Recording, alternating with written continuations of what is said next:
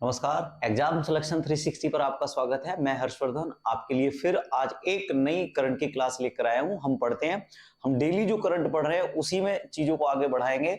पिछले जो क्वेश्चन है उनको एक दूसरे से कोरिलेट करते रहेंगे और जितना आप सपोर्ट बना रहे हैं उन सभी का बहुत बहुत धन्यवाद। आज के हम करंट पर चलते हैं। तो आज का जो इतिहास रहा है वो क्या है, तो आज के इतिहास के बारे में अगर जाने तो सितंबर 1948 को भारत के उप प्रधानमंत्री, पहले जो उप प्रधानमंत्री थे वो थे सरदार वल्लभ भाई पटेल। सरदार वल्लभ भाई पटेल ने सेना को हैदराबाद में प्रवेश करने के लिए जो है अनुमति दे दी थी। उन्होंने कहा था कि आप हैदराबाद रियासत में चले जाइए और उसको जो है ऑपरेशन पोलो के द्वारा भारत में शामिल किया था।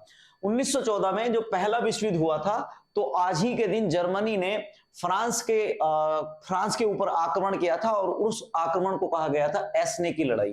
तो एस्ने की लड़ाई जर्मनी और फ्रांस के बीच हुई थी।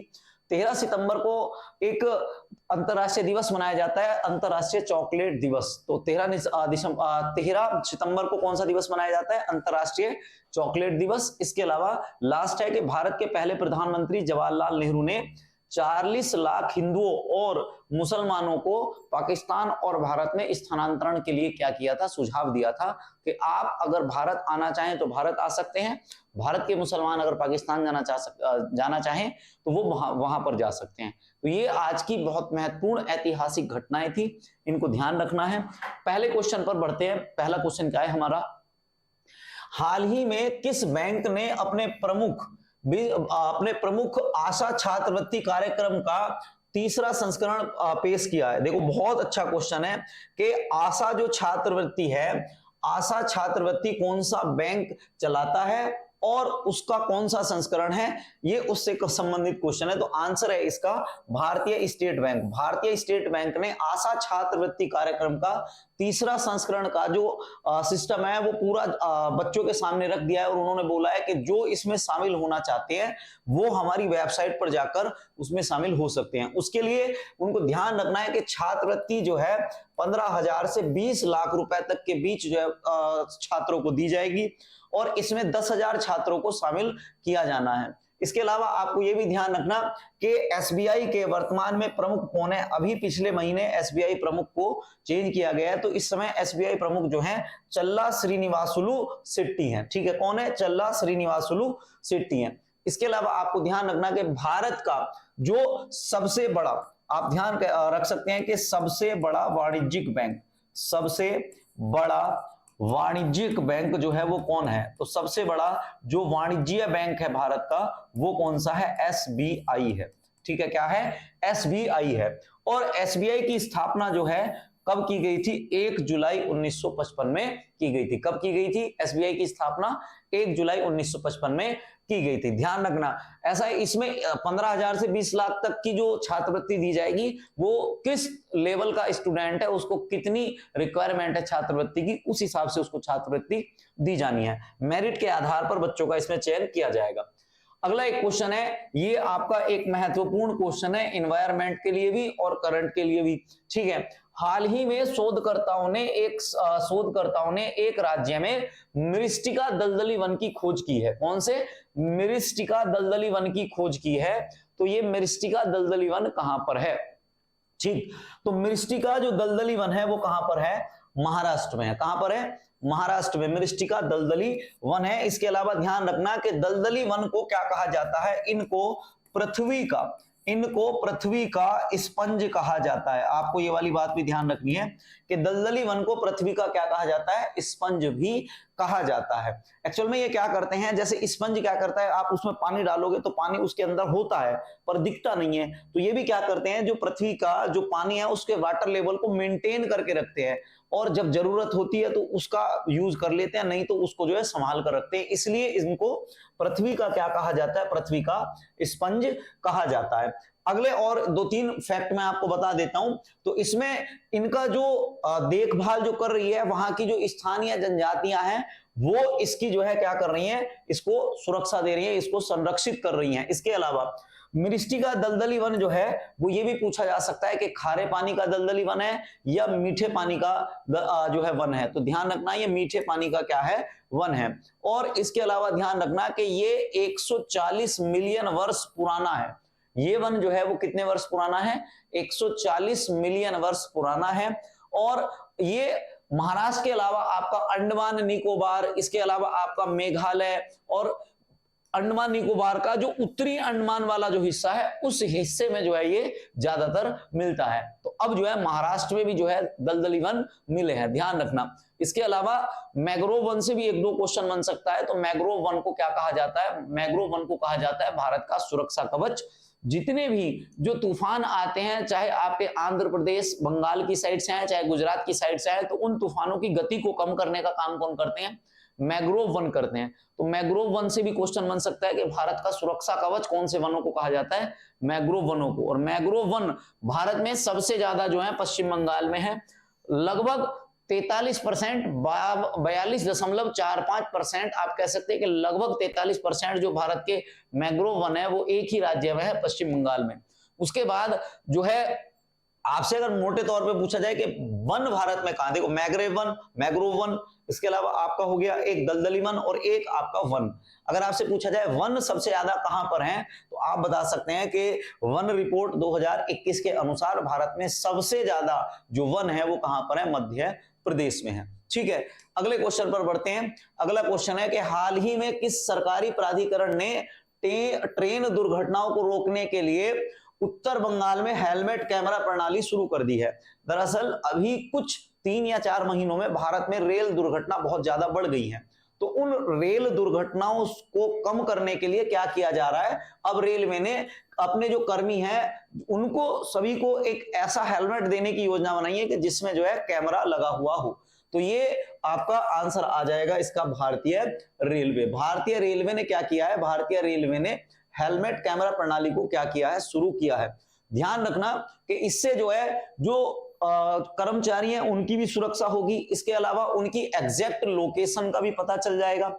एग्जैक्ट लोकेशन के अलावा जो कर्मचारी कई बार लेट लतीफी करते हैं कि वो सही समय पर नहीं पहुंच पाते और वो कागजों में कह देते हैं कि हम जो है सही समय पर पहुंच गए थे, उनके वजह से रेल दुर्घटना हो रही है, तो उसको जो है रोका जा सकता है। ध्यान रखना। और भारत में कई बार पूछा जाता है कि भारतीय रेलवे का जनक किस वायसराय को माना जाता है? तो भारतीय रेलवे का जनक जो है लॉर्ड आपका डलहौजी को क्या किया जाता है? लॉर्ड डलहौजी को भारतीय रेलवे का जनक माना जाता है। अगला एक क्वेश्चन और है कि रेलवे का लक्ष्य जो है अभी वर्तमान में क्या है? तो भारत का जो ब्रॉड गेज है, भारत के ब्रॉड गेज ने 2024 के अंत तक, और अब थोड़ा सा और समय बढ़ सकता है तो 2025 फरवरी तक भारतीय रेलवे को 100% विद्युतीकरण करने का इन्होंने लक्ष्य रखा है। मतलब जितनी भी रेल चलेंगी ब्रॉड गेज पर वो 100% जो है वो क्या चलने वाली है? बिजली से चलने वाली हैं। तो भारतीय रेलवे ये कह रहा है कि जीरो कार्बन एमिशन के तहत हमारा ये एक बहुत बड़ा काम है जो दुनिया देख रही है। इसके अलावा ध्यान रखना कि एक समिति आई थी 1924 में जिसका नाम था एकवर्त समिति। तो 1924 की एकवर्त समिति ने रेल बजट और आम बजट को अलग कर दिया था। ये क्वेश्चन कई बार आया हुआ है, इसको भी ध्यान रखना कि एकवर्त समिति कब आई? तो एकवर्त समिति आपकी 1924 में आई और जो है इसने जो है आम बजट और रेल बजट को क्या कर दिया? अलग कर दिया। और उसके बाद जब 2014 में बीजेपी सरकार आई थी तो उन्होंने अपने 2016 में घोषणा कर दी थी कि हम क्या करेंगे? आम बजट और रेल बजट को एक कर देंगे। और फरवरी में उन्होंने 2017 में रेल बजट और आम बजट को क्या कर दिया था? एक कर दिया था। ठीक है, वर्तमान में रेलवे मंत्री जो है आपको पता ही होगा कौन है? अश्विनी वैष्णव है। अगले क्वेश्चन पर आते हैं। अगला क्वेश्चन क्या है कि हाल ही में समाचारों में देखे गए आईएनएस मलापे और आईएनएस मुल्की किस प्रकार के वर्ग से संबंधित हैं? तो आप भारत की जो है ये क्या है? समाचारों में दो जो है पनडुब्बियां हैं और इनको जो है देखा गया है, तो ये कौन से वर्ग से संबंधित हैं? तो ये आपकी माहे वर्ग से क्या है? संबंधित है। इसके अलावा आप ध्यान रखना कि आईएनएस मलापे और आईएनएस मुल्की दो पनडुब्बी जो है दो पनडुब्बी रोधी जो है युद्धक हैं और ये जो कम गहरा पानी होता है उस कम गहरे उथले जल में जो है ये जो है इनका प्रयोग किया जाता है। इसके अलावा ध्यान देना कि नौसेना के अभय क्लास एएसडब्ल्यू कॉर्वेट की जो है ये दोनों क्या करेंगे? जगह लेंगे। और इसके अलावा ध्यान रखना कि भारत का सबसे बड़ा जो जंगी जहाज है उसका नाम क्या है? आईएनएस विक्रांत। ये इंपॉर्टेंट क्वेश्चन है, इसको आपको ध्यान रखना है कि भारत का सबसे बड़ा जो जंगी जहाज है वो भारत का सबसे बड़ा जंगी जहाज आईएनएस विक्रांत है। भारत टॉप 8 देशों में शामिल है जिनके पास हर प्रकार की पनडुब्बियां हैं, और भारत के पास एक परमाणु पनडुब्बी भी है जिसका नाम क्या है, आईएनएस अरिहंत। आईएनएस का मतलब होता है इंडियन नेविगेशन सिस्टम, ठीक है। तो आईएनएस अरिहंत जो है वो एक परमाणु पनडुब्बी है, इस बात को भी आप ध्यान रख सकते हैं, ठीक। अगला क्वेश्चन है कि हाल ही में नागरिक विमानन पर दूसरा एशिया प्रशांत मंत्री स्तरीय सम्मेलन कहां पर आयोजित किया गया। तो दूसरा जो ये नागरिक मंत्री स्तरीय सम्मेलन आपका नई दिल्ली में क्या किया गया है, आयोजित किया गया है। एक्चुअल में क्या हुआ था कि इस सम्मेलन को शुरुआत करने की जो है वो कोशिश की थी चीन ने, और चीन ने इस बैठक को अपने यहां पर 2018 में पहली बार बुलाया था। उसके बाद 2020 में भारत ने कहा कि मैं जो है इसमें एक बड़ी भूमिका निभाना चाहता हूं, तो आप सभी इस कॉन्वेक्शन में भारत में करिए। 2020 में क्या हुआ कि 2020 में आ गया कोविड के बाद जो है इस कॉन्वेक्शन को आयोजित नहीं किया गया। उसके बाद अब जो है इस कॉन्वेक्शन को किया गया है, तो अब भारत ने इसको नई दिल्ली में आयोजित करवाया है, ठीक है। तो भारत जो है अब इसकी 2020 की जगह 2024 में मेजबानी कर रहा है। इसके अलावा ध्यान रखना कि भारत का जो वर्तमान जो लक्ष्य है वो क्या है कि कार्गो और क्षेत्रीय विमान, जितने भी जो दुनिया में कार्गो और क्षेत्रीय विमान है, उन सारे विमानों का केंद्र जो है वो किसको बनाना है, भारत को बनाना है। इसलिए जो है भारत इसमें बड़ी भूमिका निभा रहा है। इसके अलावा ध्यान रखना कि भारत के जो नागरिक उड्डयन मंत्री हैं उनका नाम क्या है, किजरापू राम मोहन नायडू है। वर्तमान जो 2024 में नागरिक उड्डयन मंत्री हैं किजरापू राम मोहन नायडू हैं। और दुनिया का जो पहला हवाई जहाज बनाया था वो राइट बंधुओं ने बनाया था, और वो बनाया था 1903 में। कब बनाया था, 1903 में। दो भाई थे, एक भाई का नाम था ऑरविल और दूसरे का नाम था विल्बर। इनको कहा जाता है राइट बंधु। इन दोनों ने क्या किया था, दुनिया का पहला हवाई जहाज बनाया था। इस समय दुनिया की सबसे बड़ी जो हवाई शक्ति है वो अमेरिका है। इसके अलावा पीएम मोदी ने किस राज्य में सेमीकॉन इंडिया 2024 का उद्घाटन किया है। दरअसल भारत के प्रधानमंत्री अभी क्या था, दो देशों की यात्रा पर गए थे। उनमें एक देश ब्रुनेई था और एक देश था आपका सिंगापुर। ब्रुनेई से भारत के प्रधानमंत्री ने 2 समझौते किए और सिंगापुर से भारत के प्रधानमंत्री ने 4 समझौते किए। सिंगापुर से जो एक समझौता किया उसमें सबसे बड़ा समझौता था आपका किस चीज का, सेमीकॉन का। तो उस सेमीकॉन की जो चीजों को भारत में अब इंप्लीमेंट किस तरीके से किया जाएगा, उसके लिए जो है उत्तर प्रदेश में सेमीकॉन इंडिया 2024 का उद्घाटन किया गया है। इसके अलावा आपको यह भी ध्यान रखना कि सेमीकॉन इंडिया से क्या क्या चीजें हमें जो है एग्जाम में मिल सकती है और सेमीकॉन का प्रयोग किस चीज में किया जाता है। एक्चुअल में आप देखते हैं कि जितने भी कंप्यूटर हैं, जितने भी मोबाइल हैं और जितनी भी आपकी जो कार आ रही हैं, इन सभी में सेमीकॉन चिप्स का प्रयोग किया जाता है। और भारत में ऐसा नहीं है कि सेमीकॉन चिप्स का जो है निर्माण नहीं किया जाता। सेमीकॉन चिप्स भारत में काफी बड़ी मात्रा में बनती हैं, पर जितनी भारत के पास खपत है उतनी वो बन नहीं पाती। तो भारत क्या करता है, सेमीकॉन चिप को या तो ताइवान से इंपोर्ट करता है या चीन से इंपोर्ट करता है।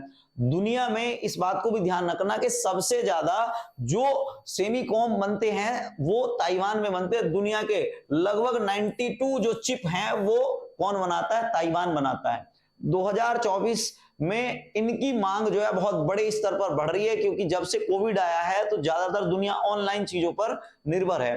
तो इनकी डिमांड ज्यादा बढ़ने की वजह से भारत में अब जो है इसका एक हब बनाने की तैयारी करी जा रही है, जिसको ग्रेटर नोएडा के आसपास वाले क्षेत्र में जो है विकसित किया जाएगा।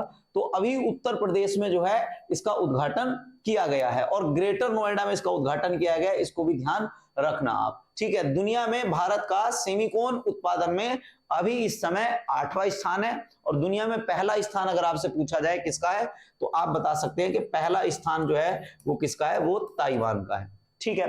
अगले क्वेश्चन पर चलते हैं। अगला क्वेश्चन क्या है आपका, अगला क्वेश्चन है राष्ट्रपति द्रौपदी मुर्मू ने कितने लोगों को राष्ट्रीय फ्लोरेंस नाइटिंगेल पुरस्कार से सम्मानित किया है। तो राष्ट्रपति द्रौपदी मुर्मू ने राष्ट्रपति भवन में भारत की 15 महिला नर्सों को क्या दिया है, जो है आपका फ्लोरेंस नाइटिंगेल पुरस्कार दिया गया है। फ्लोरेंस नाइटिंगेल की अगर बात करें तो इनको कह सकते हैं आपके ये दुनिया की पहली, क्या थी, दुनिया की पहली नर्स थी। क्या थी ये? दुनिया की पहली नर्स थी। और इसमें ध्यान रखना कि अंतरराष्ट्रीय दिवस, अंतरराष्ट्रीय नर्स दिवस, जो फ्लोरेंस नाइटिंगेल हैं उनके जन्म दिवस को अंतरराष्ट्रीय नर्स दिवस के रूप में मनाया जाता है। इस बार की अगर आपसे पूछी जाए कि नर्स दिवस की थीम क्या थी, तो ध्यान रखना our nurse our future the economic power of care, ये क्या थी, इसकी थीम थी। हिंदी में इसका रूपांतरण होगा हमारी नर्सों हमारा भविष्य और देखभाल की आर्थिक शक्ति। ये जो है इसका क्या था, हिंदी रूपांतरण था। इसके अलावा ध्यान रखना कि इस पुरस्कार की जो शुरुआत है वो कब हुई थी, तो इस पुरस्कार की शुरुआत 1973 में हुई थी। तो भारत में अब की बार कितनी नर्सों को दिया गया ये पुरस्कार, ये दिया गया 15 नर्सों को। अगले क्वेश्चन पर आते हैं। अगला क्वेश्चन क्या है कि हाल ही में अरुण गोयल को किस देश में भारत का अगला राजदूत नियुक्त किया गया है। तो अभी अरुण गोयल को, ये पूर्व आईएएस अधिकारी हैं, पंजाब कैडर के आईएएस अधिकारी हैं, ये रिटायर हो गए थे, अब इनको वापस सेवा में लेकर आई है भारत सरकार। तो इनको जो है क्रोएशिया जो देश है, क्रोएशिया देश के क्या अगले राजदूत के रूप में जो है इनको क्या किया गया है, नियुक्त किया गया है। ठीक है, समझ में आ गई बात। अभी हाल ही में जो यूपी पुलिस का एग्जाम हुआ है, उसमें एग्जाम से पहले मैंने आपको 3-4 बार ये क्वेश्चन कराए भी थे, उसमें मैंने बताया था क्रोएशिया की राजधानी कई बार पूछी जा सकती है। तो क्रोएशिया की राजधानी यूपी पुलिस के एग्जाम में आई थी, उसका नाम क्या है, जाग्रेब। क्रोएशिया की मुद्रा अगर आपसे पूछी जाए तो क्रोएशिया की मुद्रा है कूना। क्रोएशिया की मुद्रा क्या है भाई, कूना है। और अगर आपसे पूछा जाए कि क्रोएशिया के प्रधानमंत्री कौन है, तो आप ध्यान रखना अंद्रेज प्लेनकोविक। अंद्रेज प्लेनकोविक जो है वो कहां के प्रधानमंत्री है, क्रोएशिया के प्रधानमंत्री हैं। ठीक है, तो अगले क्वेश्चन पर बढ़ते हैं। तुमने ये सारा क्वेश्चन देख लिया होगा। अभी हम क्या करने वाले हैं कि अब 1 या 2 दिन में हम क्या करेंगे, पिछले पूरे 1 साल का जो करंट होगा उसको एक वीडियो में, एक एक टॉपिक को एक एक वीडियो के हिसाब से आपके सामने लेके आएंगे। जैसे एग्जांपल के रूप में मैं आपको बताऊं कि इस पूरे 2024 में जो दिवस रहे हैं उनकी थीम और कौन सा दिवस कब मनाया जाता है, किसके उपलक्ष्य में मनाया जाता है, उसको पूरा डिटेल में पढ़ेंगे। तो उसको जो है आपको देख लेना है, तो आपको बहुत ज्यादा हेल्प मिलने वाली है जितने भी आपके आने वाले एग्जाम है। बाकी आपको पता चल ही गया होगा कि आरपीएफ के एग्जाम को जो है उन्होंने नोटिस डाल दिया है कि उनको जो है दिसंबर तक ये एग्जाम करवाना है। एसएससी जीडी के एग्जाम की डेट आपको पता ही है। तो सारे बच्चे लगे रहें और हम इसी चीज को जो है आपसे चाह रहे हैं कि आप सपोर्ट करें हमें, लाइक सब्सक्राइब शेयर करेंगे तो उससे जो है हमें भी थोड़ा मनोबल मिलेगा। तो चलो अगले क्वेश्चन पर आते हैं। अगला क्वेश्चन क्या है कि टाटा एडवांस सिस्टम लिमिटेड, जिसको टाटा एडवांस सिस्टम लिमिटेड ने C130J सुपर हरक्यूलिस कार्यक्रम के लिए किसके साथ समझौता किया है। दरअसल ये एक लॉकहीड मार्टिन एक कंपनी है जो अमेरिका की कंपनी है। तो भारत की जो टाटा कंपनी है, टाटा एडवांस सिस्टम लिमिटेड, तो इसने अमेरिका की कंपनी लॉकहीड मार्टिन के साथ जो है वो समझौता किया है। तो भारत की सरकार ने तो इसको पूरी तरीके से क्या कह दिया है कि आप समझौता कर सकते हैं। पर अभी ये समझौता, अमेरिका में चुनाव चल रहे हैं तो अमेरिका के चुनाव के बाद ही पूरा हो पाएगा, क्योंकि वहां की सरकार ने अभी इसमें अनुमति नहीं दी है। इसके अलावा आप ध्यान रखना कि TASL के जो वर्तमान में मैनेजिंग डायरेक्टर और सीईओ हैं उनका नाम क्या है, सुकरन सिंह है। TASL के जो वर्तमान में सीईओ है वो कौन है, सुकरन सिंह है। और TASL का जो मुख्यालय है वो कहां पर है, हैदराबाद में है। कहां पर है, हैदराबाद में। हैदराबाद से आपको ये भी ध्यान रखना है कि भारत का चौथा सबसे ज्यादा अरबपतियों वाला जो शहर है भारत का वो कौन सा है, हैदराबाद है। अगले क्वेश्चन पर आते हैं। आपका आज का ये लास्ट क्वेश्चन है और इस लास्ट क्वेश्चन में आपको पढ़ना है। बहुत अच्छा क्वेश्चन है, आप ये इसको इंपोर्टेंट ही कर लो, क्योंकि ये क्वेश्चन लगभग आपको अगर आपने कोई एग्जाम दिए तो 2 में से 1 एग्जाम में आपको मिल जाएगा, चाहे आपको एसएससी के चाहे आपको रेलवे के, किसी ना किसी एग्जाम में मैं गारंटी दे रहा हूं 100% रखा हुआ मिलेगा कि राष्ट्रमंडल शतरंज चैंपियनशिप 2024 कहां पर आयोजित की जा रही है। राष्ट्रमंडल शतरंज चैंपियनशिप 2024 कहां पर आयोजित की जा रही है, तो आंसर है इसका श्रीलंका में। कहां पर आयोजित की जा रही है, श्रीलंका में इसका आयोजन किया जा रहा है। शतरंज से आप ध्यान रखना कि शतरंज का जो आविष्कार है वो कहां पर हुआ था, तो शतरंज का आविष्कार आप कह सकते हैं कहां पर, ये हुआ था भारत में। और भारत में जब इसका आविष्कार हुआ था तो इसमें भारत में इसको कहा जाता था क्या, चतुरंग। और कई पेपरों में क्वेश्चन ये बना है कि आपके जो शतरंज है उसमें कितने ग्रिड होते हैं। तो आप ध्यान रखना कि शतरंज में कितने ग्रिड होते हैं, 64 ग्रिड होते हैं। इसमें मैं एक दो पॉइंट आपको बता देता हूं कि यहां पर जो राष्ट्रमंडल शतरंज चैंपियनशिप है वो लड़कियों की अंडर 16 श्रेणी में जो है भारत की जो खिलाड़ी है जिसका नाम है सुवी गुप्ता ने ये जो है जीता है और इसमें कांस्य पदक इन्होंने क्या किया है, जीता है। इसके अलावा सुवी इससे पहले राष्ट्रमंडल युवा शतरंज चैंपियनशिप में अंडर 12